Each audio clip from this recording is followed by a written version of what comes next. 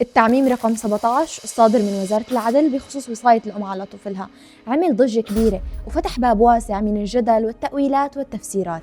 خلونا نكون واضحين من الأول، الوصاية بقانون الأحوال الشخصية السوري والمستمد من الشريعة الإسلامية ما تغيرت. الولاية هي ولاية الأب على نفس القاصر وماله، بعدين الأقرب فالأقرب.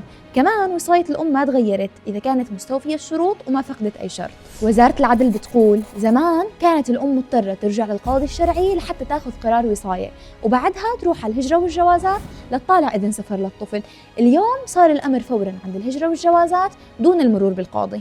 بس المشكلة وين؟ الإضافة الجديدة إنه الذكور الأقارب حسب أحقية الميراث هنن يلي بيعطوا الإذن في حال كان الأب أو الجد مو موجودين، وهون مربط الفرس وسبب الجدال الحقيقي، لأنه الكل متفق إنه موافقة الأم والأب هي أساس في سفر الطفل خاصة في حالات النزاع، وهذا أمر معروف وما عليه خلاف.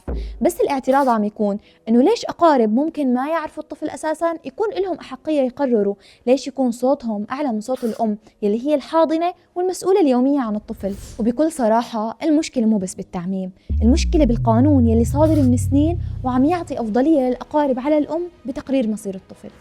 طالما عنا قاضي شرعي وهو الجهة المختصة بمراقبة مصلحة القاصر سواء من الأم أو الأب أو أي طرف ثاني، ليش ما يكون القرار بالموافقة بإيده حصرا بدل ما يكون عند أقارب ممكن ما إلهم أي علاقة فعلية بحياة الطفل؟